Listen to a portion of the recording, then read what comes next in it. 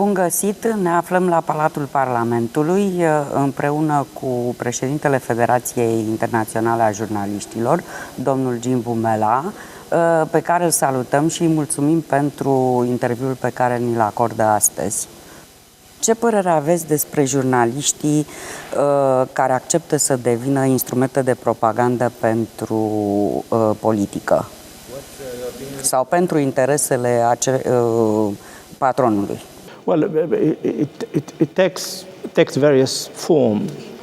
Of course, journalists are always attracted by either by receiving money, which is the most direct way of bribing journalists. Sometimes you find advocacy journalists, which is also kind of a form of journalist.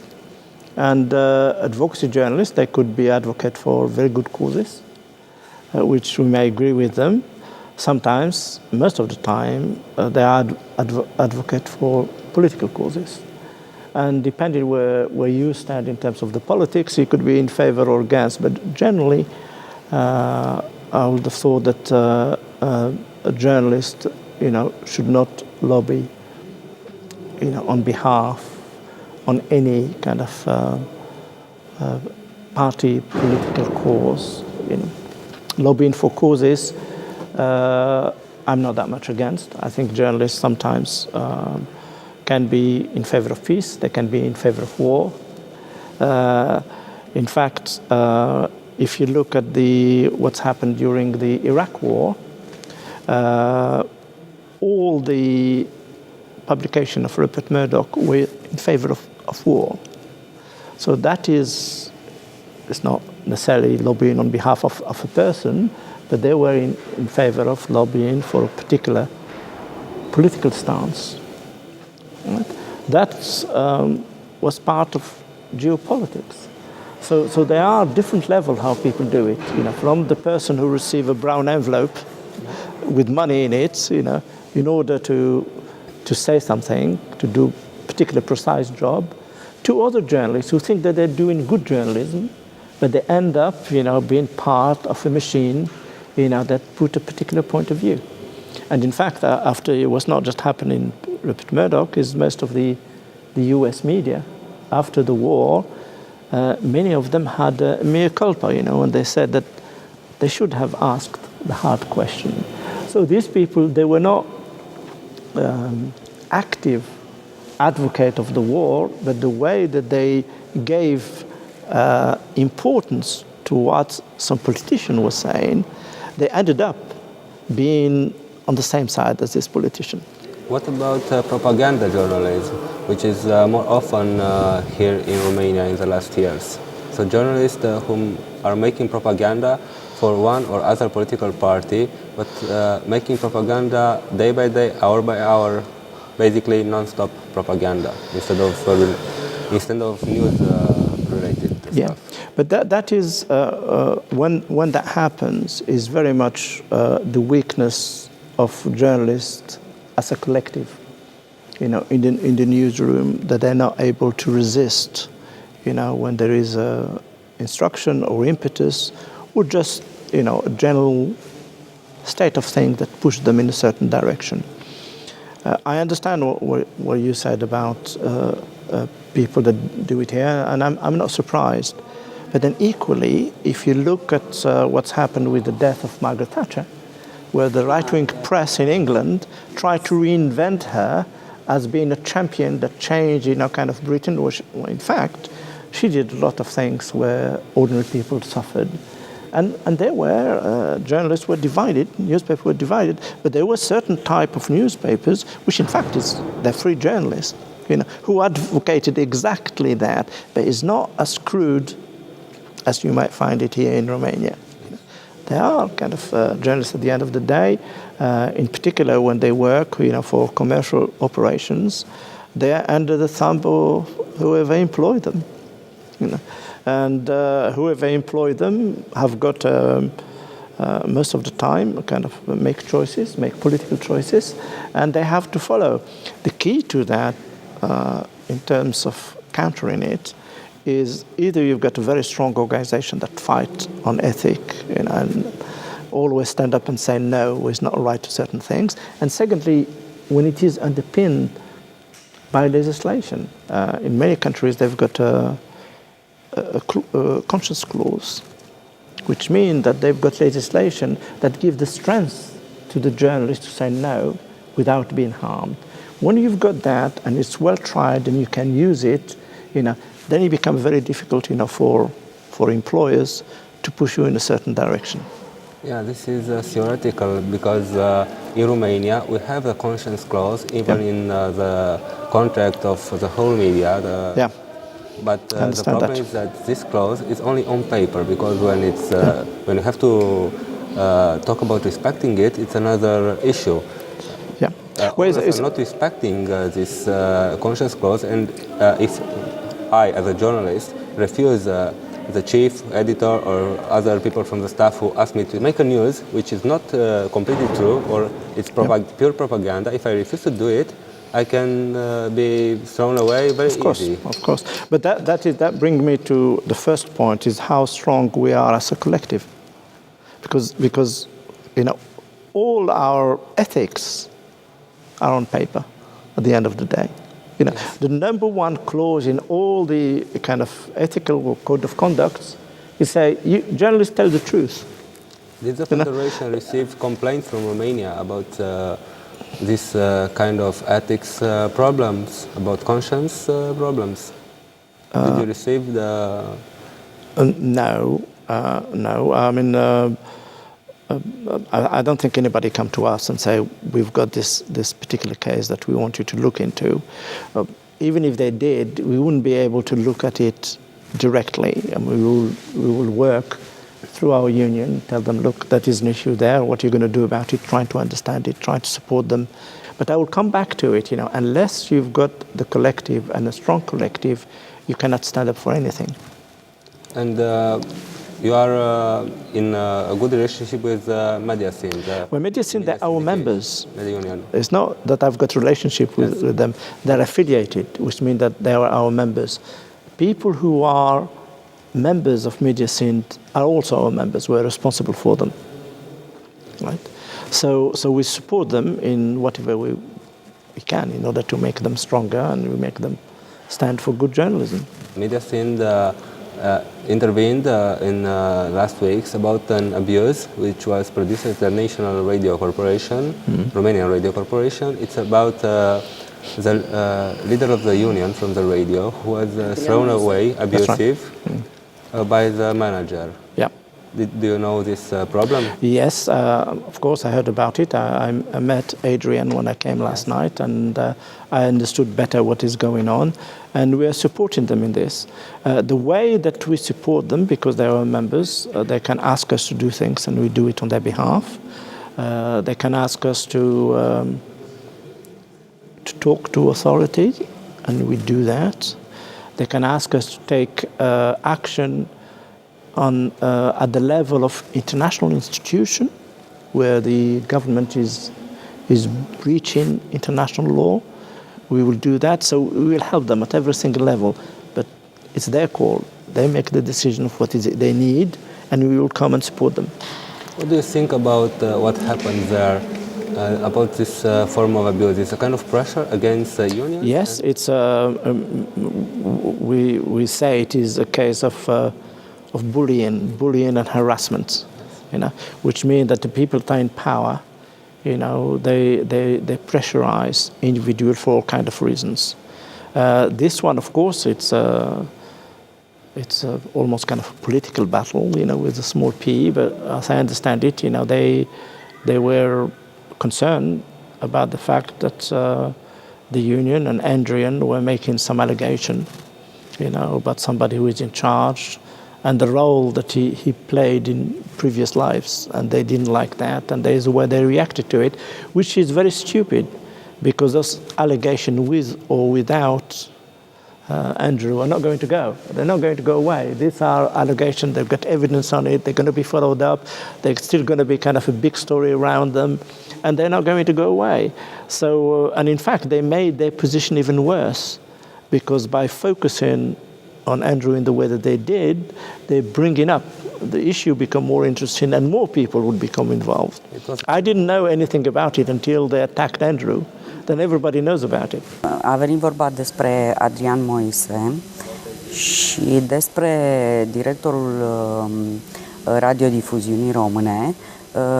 Avem o problemă, nu știu dacă sunteți familiarizat cu faptul că în România, în multe instituții de presă, există persoane care au colaborat cu securitatea sau au fost agenți acoperiți. Domnul Miculescu, directorul radiodifuziunii române, avem aici o hârtie de la Consiliul Național pentru Studierea Arhivelor Securității, este o hârtie oficială, a fost colaborator al securității și s-a ocupat de jurnaliști pe vremea comunismului.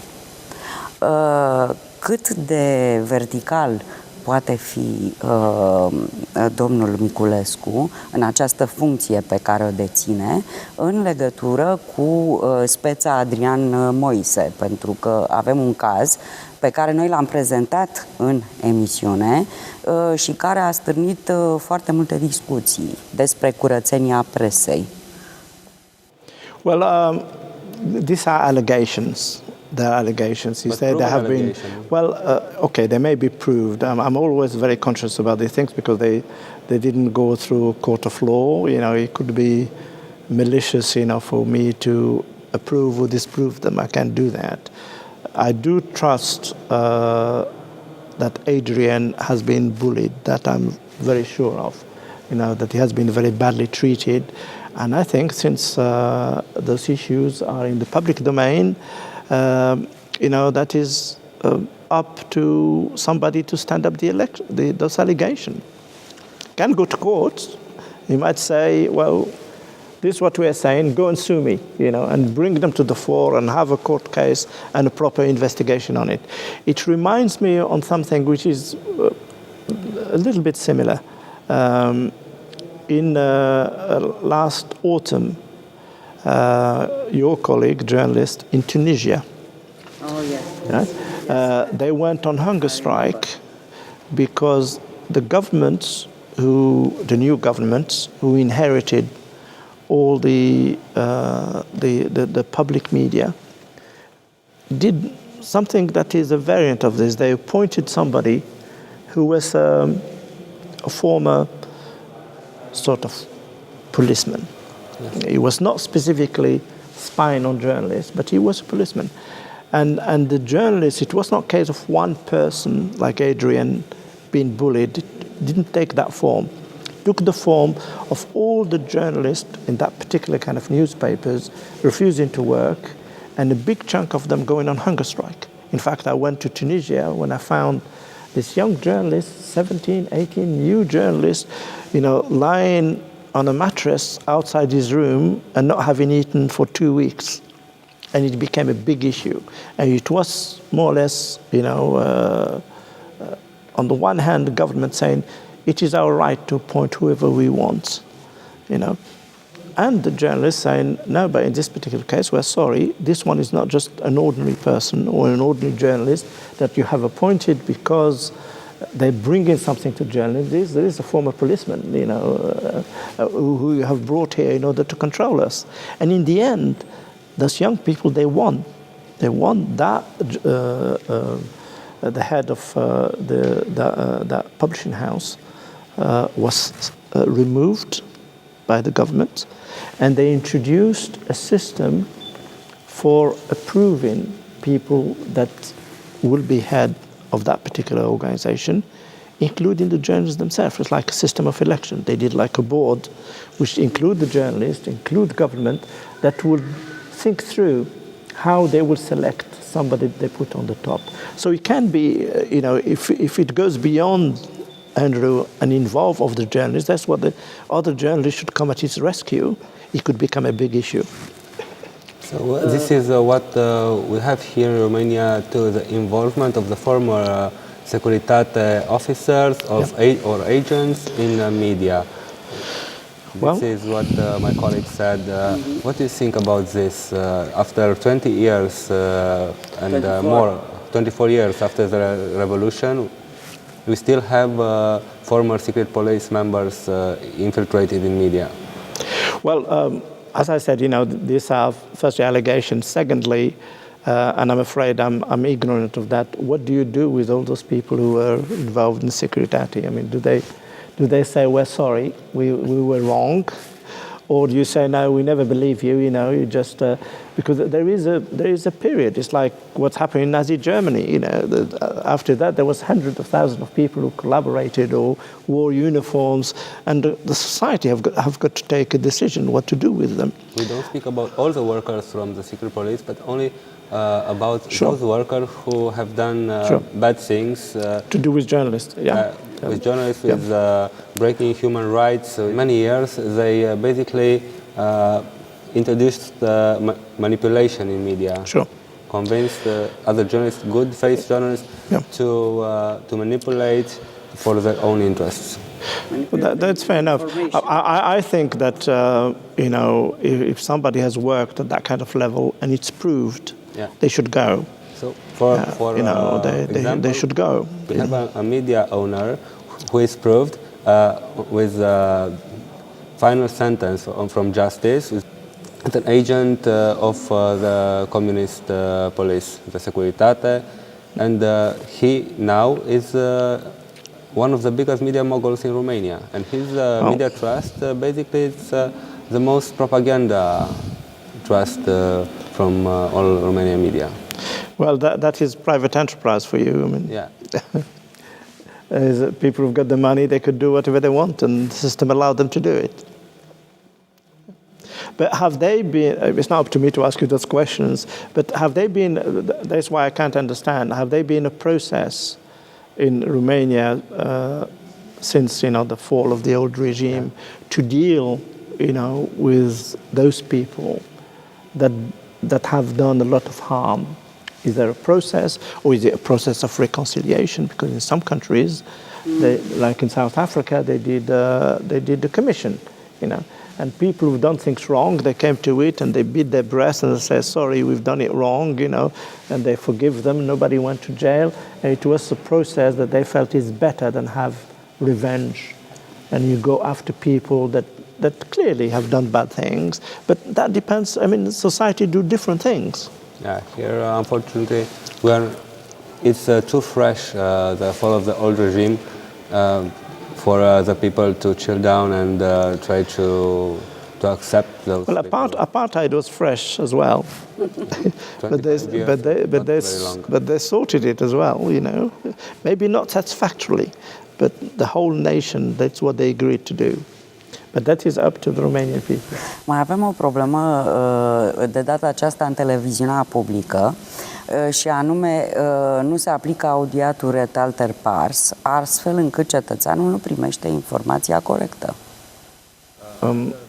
True, but that is a matter of how what is the quality standard of public television in your country, because it's something that is new. It's still kind of state television, I'm afraid. That is what it is.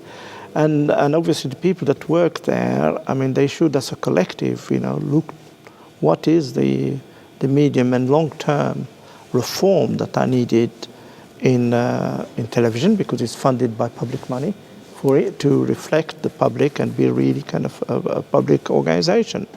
What you just described, it looks like on the basics of journalism, the most important principles, of integrity, of impartiality, the two sides. There's something that you don't invent it overnight. I'm not trying to defend it, but you cannot just say, we're going to do it this way. It's a transformation. It's a process. But it starts with the journalists there being clear in their mind this is what they're going to fight for. And it's not going to be easy. They're not going to give it to them on day one. They have to fight for it. They have to fight for it. And there's how the collective work, how they're going to evolve the way that they do their news. And there are plenty of models. You don't have to invent something new. There are plenty of public organizations. They've got years and years, and the models are there. You don't just take it, you can adapt it, you can develop it or whatever, but you start from the point of view that you're fighting for public values, which is different from anything else. For the right for quality information. Quality information, the right of the citizen of Romania to know, the right of being best informed in order to make decisions. These are elements that when you had the kind of regime that you had, you're quite right, it's too early. For it to evolve into something else, it takes time. And it needs organization, it needs a good union, it needs a good, strong collective, and it needs, journalists not to be bullied, not to fear things, because then they should be very conscious of their mission. They're not going to be dependent on the paycheck, which is very little anyway, not to be dependent on the fear of being excluded because they do that. And that can be built. That can be built. And it happens, as I described the situation in Tunisia, even among young people of 17 and 18. These are not people that worked for the BBC or had 30 or 40 years of experience. They had a few principles in their heads and they fought for them. And the act of fighting and fighting back is very important. And people could only do that when they feel confident. When the confidence is not there, when they don't act as a community of journalists, of course they're individuals and they feel isolated and they cannot do it. Maybe this is a big issue here in Romania because people working in media are not united as they should be, but they are divided. Yep. Maybe this is the biggest problem, no? The unity, the lack of unity. Well, the lack of unity, that is what media scene is for. Of course, by unity, it doesn't mean that is the same thinking. No, people are quite entitled to have different views, have plural views and so on. But as a collective, they will come to certain objectives that they want to do. They can fight better as a collective. Of course. And if they do it that way, no matter how divided on small issues, on this, on that, on the other, they can do it, of course. Then you can achieve. Then you can transform your public service broadcasting. There is also an element which is also kind of question of lack of experience, because it's not only kind of journalists that are fighting, it's also kind of the citizens. When citizens are convinced that is theirs, is theirs, is for them, and they understand it, they are the biggest fighters because they're the one that put pressure on the politicians. When the time comes, they're the one, who make their voices heard. Some of those citizens sometimes can be organized. The voices of the readers and listeners could be a very big force allied with the journalists, to make things happen.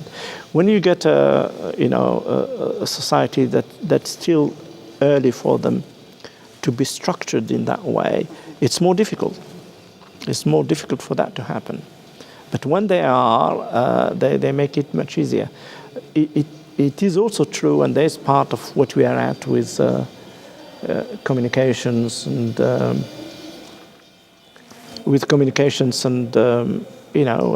new media and so on. It's much easier to communicate now. It's much easier to bring people together than it was in the past. And one can build campaigns for all kinds of things. You just need to have the will to do it. You can bring people together on all kinds of issues. But it need the confidence. It need the confidence. The reason there is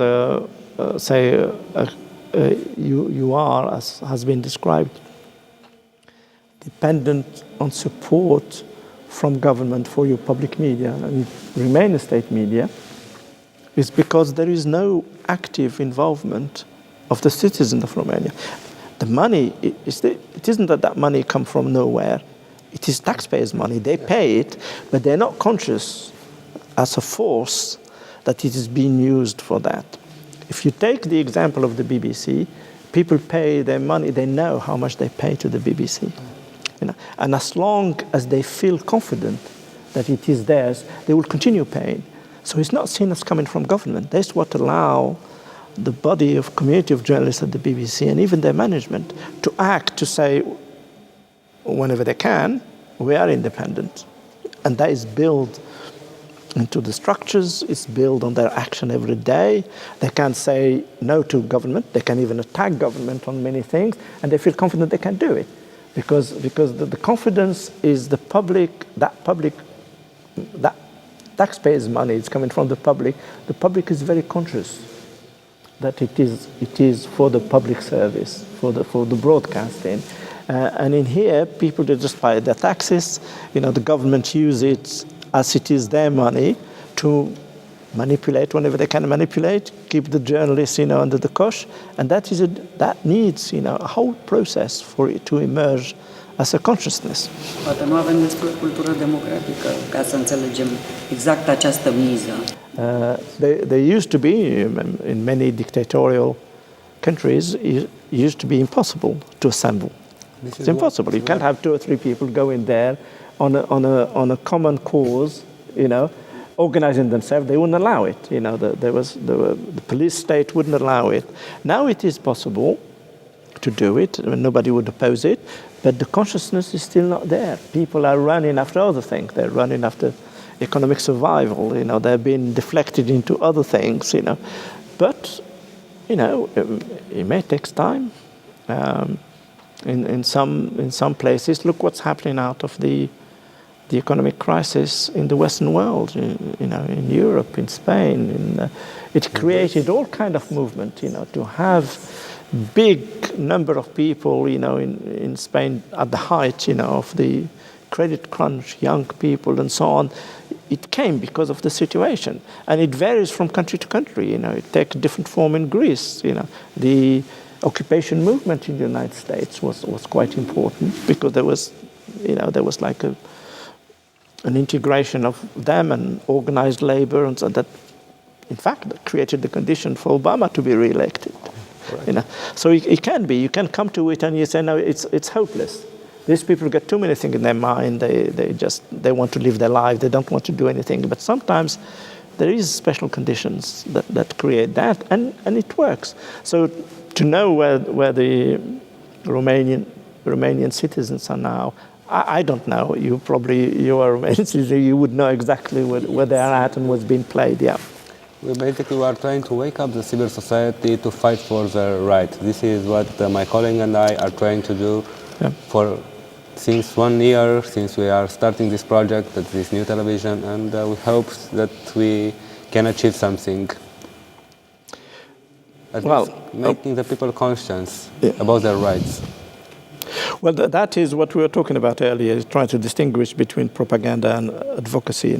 Advocacy in itself is also propaganda. You're propaganda for a cause,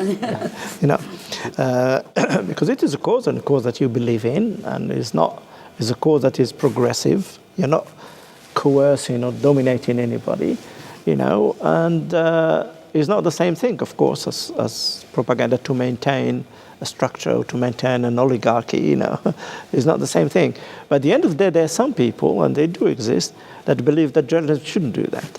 We are not people who are fighting to sustain one politician or the other. We are just not telling the people, think like us. No, we are telling them, just think. Think for yourself, and fight for your right. It's your right, and fight for it. Okay. I think outside the box. All right. Avem organisme în România, avem Clubul Român de Presă, care se ocupă de patronat, deci este de partea patronatului. Avem clauza de conștiință, care în principiu ar trebui să rezolve problema libertății editoriale a jurnaliștilor. Cine ar trebui să se ocupe de libertatea de informare a cetățeanului? Well, in many cases, it's the collective of journalists that does it. The trade unions. They also kind of room for press freedom, civil organization.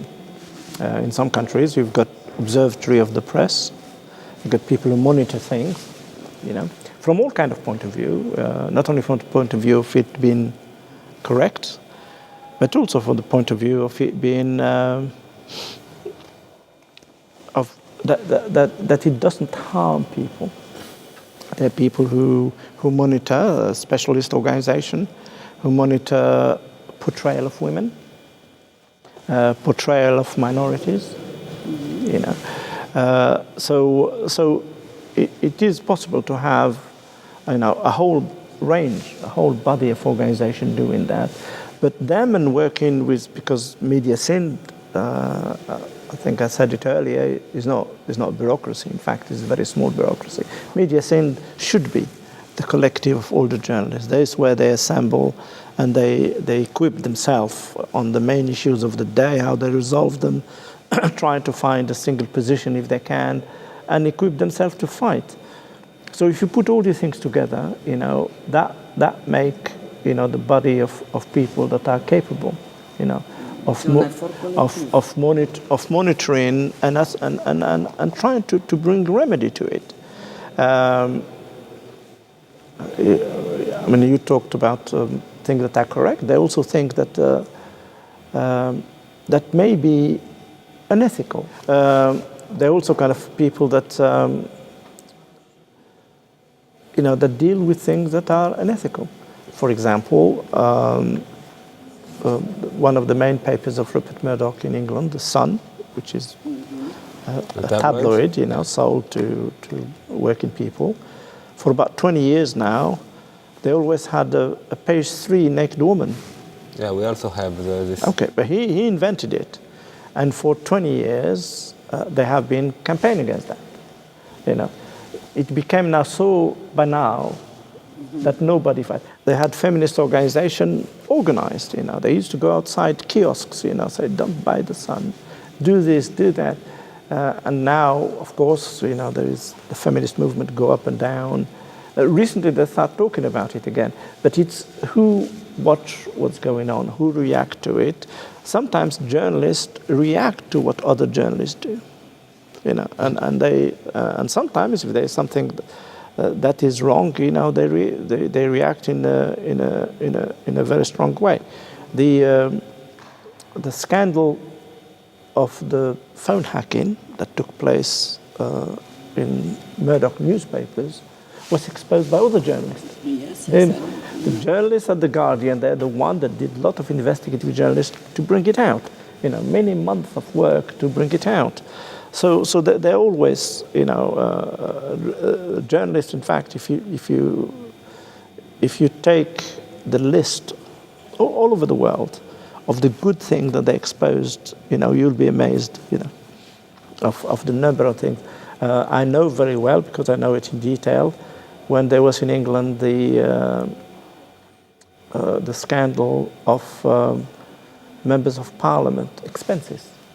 Who did that? Journalists. You know, they had a team of about 20 journalists in a right-wing newspaper working for Daily Telegraph.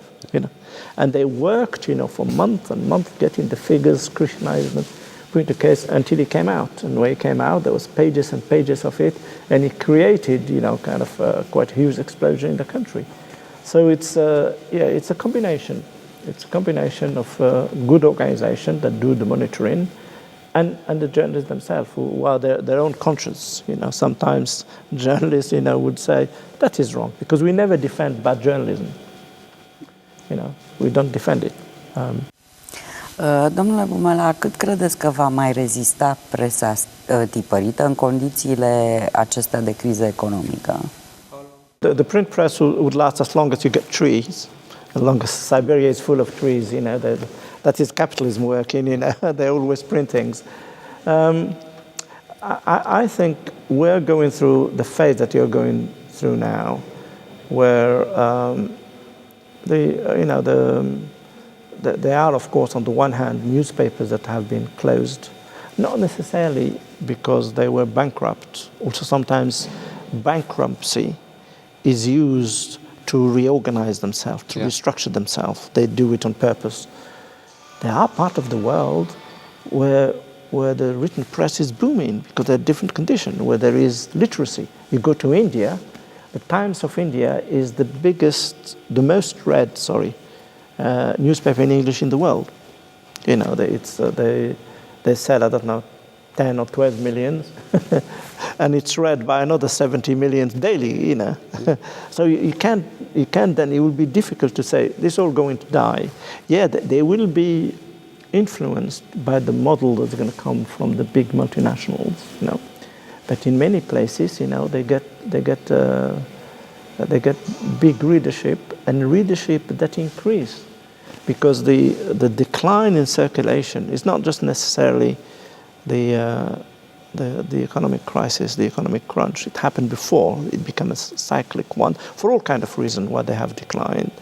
But you could say, well, they cannot keep on declining. Maybe 10 years, 15 years. Well, there have been so many dates that came and went. It didn't happen. At the moment, the big metropolitan newspapers started finding an equilibrium, mainly, of how they're dealing with online revenue. Because at one point they thought that advertising would migrate from the written press into online. It started coming into online, but then it stabilized and didn't go any further. So online is not, the means for them to become profitable at the same level that they were before, but it was a means for them to survive.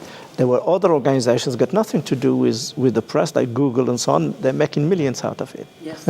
Just by spreading information and organizing. They just aggregate, they steal it from other people, they get away with it. When they're caught, like in the case of Germany, they give a little bit of money to do it. And these are people, they're not journalists, they never had anything to do with journalism, they just found a system and the technology to do it. Automate the system to... Absolutely, to do that. So I think the hybrid system, that is what is at the moment, on the table.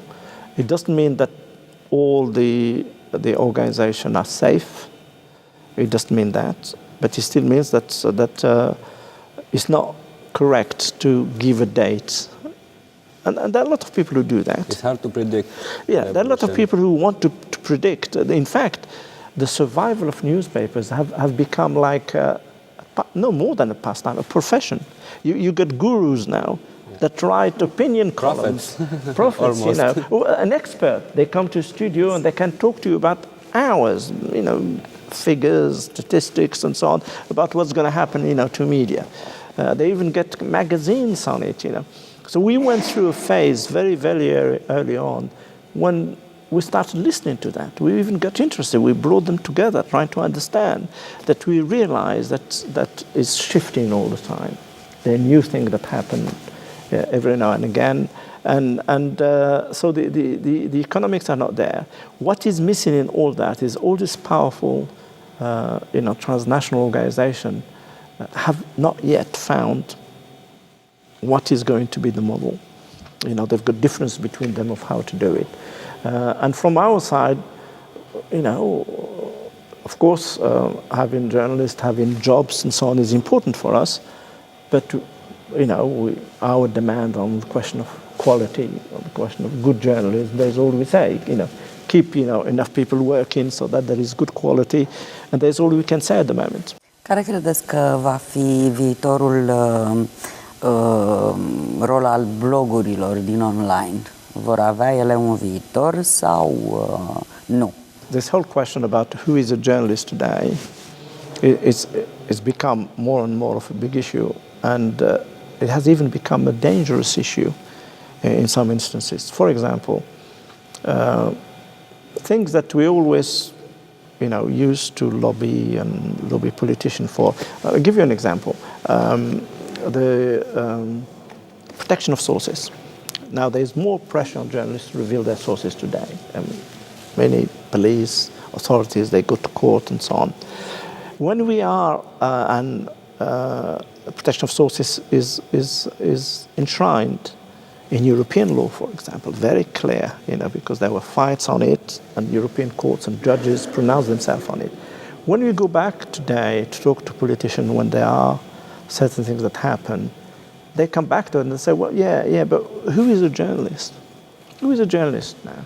If you want us to keep on protecting defending that person who is protecting their source. Anybody can be a journalist. Therefore, if all the citizens are journalists, we can't have that legislation applying to them. So you find it at all kind of different level. Even in our ranks, we still get in our ranks, in some unions, unions that have been strong, that fought for dozens of years, but they ended up now like almost being seen like fighting to protect the elites. It's like if they're made of elites. There are other unions who made the turn. My own union in Britain, we in fact, we created a section of new media.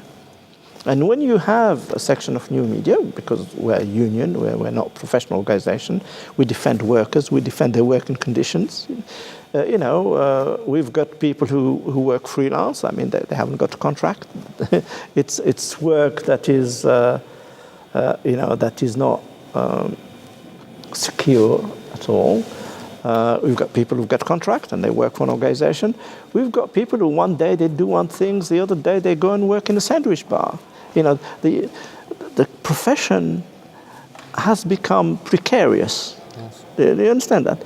And that is very important, because that is what is producing the media product today. It's not just produced by the traditional journalists. It's produced from all kind of people and all kind of areas. So a final question. It's more than trying to ask you to send a message for the Romanian journalists and for the Romanian people who are watching this program. First of all, for the journalists, I know that I sensed that there was a lot of anxiety. In fact, some people in the meeting that we had even saying that the Romanian media is bankrupt. And of course, when you hear that, people fear for their future. And my message to them is that not that they shouldn't have a sober reading of what's going on. They should understand what is going on and the debate taking place about the future of the media. But journalism as a public good will survive. Journalism as public good is in a very good shape. In fact, today there is a glut of information. There's so much information coming from the internet that we never had before, and anybody can access it. In fact, if you push it towards beyond traditional accountable journalism into what's happening in the blogosphere, the body of people who are debating information issue is the biggest ever. I mean, if you look at where the internet is, we've got 2 billion people talking. I mean, you can't have any more in terms now of flow of information. The question about it is how much of that information, is absolutely kind of correct, and where is the journalism in all that? The journalism continue to be. I'm astounded by the number of young people wanting to be journalists. Wherever I go, there used to be 2 or 3 specialized schools of journalism in the old days in the UK. Now every single university has got 2 or 3 courses on journalism. I go to Gaza in Palestine. It's closed place. Nobody's going to go out. And they got school of journalism there that pump out, about 100 kids every day. They're not going to be journalists. There's no outlet for them. But they still go there.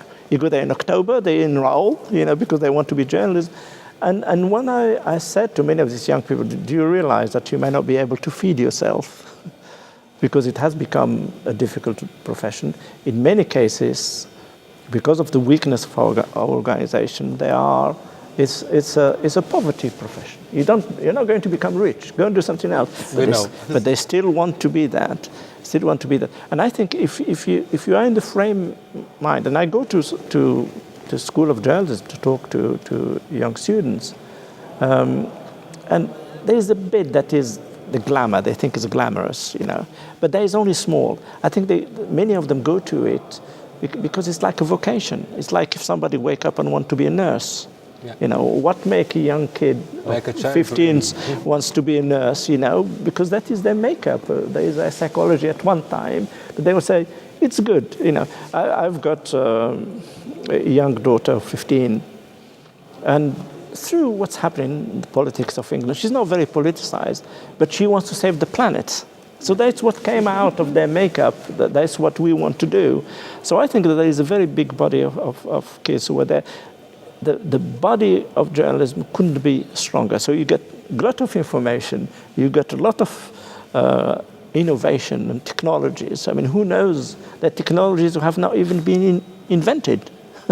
So who knows? Maybe there's some countries that have got no newspapers, like in Africa, you go and you find small newspapers, they sell 5,000. Maybe they're not going to have newspapers. It's going to be telephones who's going to give them, who's going to be the next bit of technology is going to be developed. So all these things make it that there is hope and that journalism is going through a transformation phase and people don't get demoralized. That's very much my message to them. For the public, I think this, for those who understand that journalism is public good, that it is one of the building stone of democracy, you know, they should get involved. They should get involved in terms of, I think it has been said earlier in the debate, what does government do with our money? It's very good that government is spending money to have a public media, that's fine, but under what conditions? And how make it in such a way that is not controlled by government, that is not manipulated by politicians. Yeah. And I think that could only happen when citizens are aware. They're aware that it is their media, they pay for it. Their money. It's their money, you know. And then, because it's them that vote the politicians in power, it should be one of the big issues. Journalism, media to a certain extent, should be public good like health, you know. People understand that health, you know, government should pay for health, and in fact, they should pay more than they're doing at the moment. Because people pay for health. You know, education. Now, journalism should be like that. It's a good, I mean, because it's the right to be informed. And even maybe journalism is a bit of a hybrid. It can't be just as essential as health, but maybe more essential than the arts, because government pay for the arts, pay for orchestras, because that is the culture, the fabric of the country. Journalism should be somewhere there, and that happens when citizens are very much active and aware and able to have a voice, you know, and spell it out of what they want. Thank you very much for this interview. Very much. Thank you both. Thank you. Vă mulțumim și dumneavoastră că ne-ați urmărit. Am realizat acest interviu împreună cu colegul meu Andi Laslau, producător la Nașul TV și jurnalist și de asemenea și blogger. Și vă dorim noapte bună și nu uitați să fiți iubiți. I am infinite, I am the channel, I am expanding, I am psychedelic, I am vibration, I am timeless, I am unity, I am activating, I am me, we are higher. I am light, I am infinite, I am the channel, I am expanding, I am psychedelic, I am vibration, I am